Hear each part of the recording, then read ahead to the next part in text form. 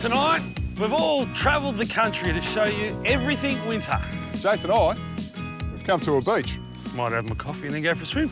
Now, the beach is a great place to hang out in summer, but in winter, not so good. But your backyard can be just as good if you set up right. So today we're going to help a family turn their backyard into a winter retreat. We're off to the Gallia's place. Joe and Lorraine run their own small business and are flat out with 2 young kids as well. So like many of us, there's not much time left over to deal with the backyard. We've been here for about 12 years. Family's close. Yeah, we're not too far away from our family, so that's a pretty good thing. What isn't a pretty good thing is their backyard. It's pretty bad, unless you count a clothesline as a garden feature.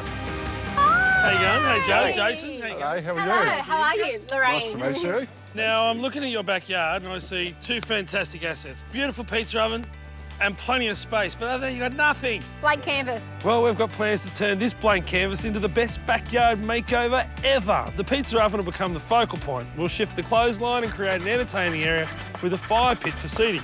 To give the yard some height, we're going to build chunky pergolas along each side of that entertaining area.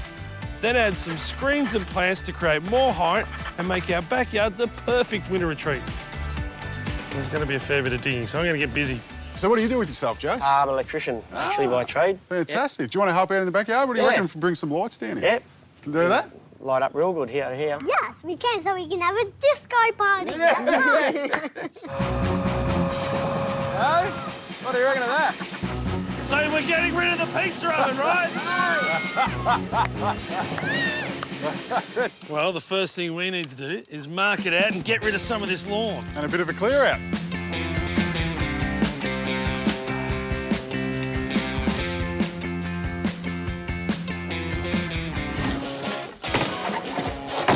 The look we're going for in this backyard is bulky and industrial. Now, I'm going to be making a couple of seats that double up as storage boxes for the timber for the wood fire oven. Now, I've got some 240 by 45 treated pine that's been dressed, so it's nice and smooth.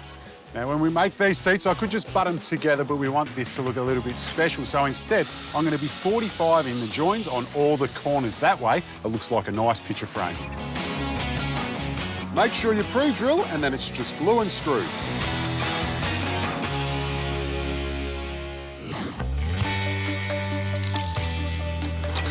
Because our winter retreat's going to have crushed granite underfoot, pergolas along the sides and garden beds, we need to get rid of a lot of this lawn. If you had to do that by hand, it would take you a month of Sundays, and it's taken me a couple of hours. Now what I'm doing after the grass is gone is cutting and filling. I want to lower this end and raise that end up. So underfoot it feels like it's level, but I've still got enough fall for rainwater to go away. That means cutting this out with the machine and moving it over to this side and then bringing the road base in. About 100 mil over the whole thing, and at some point, I might let Adam have a go.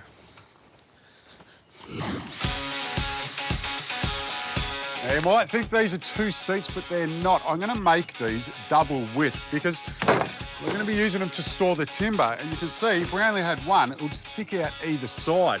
So this way, when they're joined, it fits beautifully. Now, to join them together, I'm just going to be using some cleats in every corner. I am going to leave around a 5 mil gap between the 2 seats. That way, it just allows for any inconsistencies in the timber. Now, you can see that these bench seats are pretty long, so over time, you're definitely going to get sag in the middle. To stop that from happening, I'll just put a noggin straight down the centre. Now, once that's in, I can put on some stain, and these are going to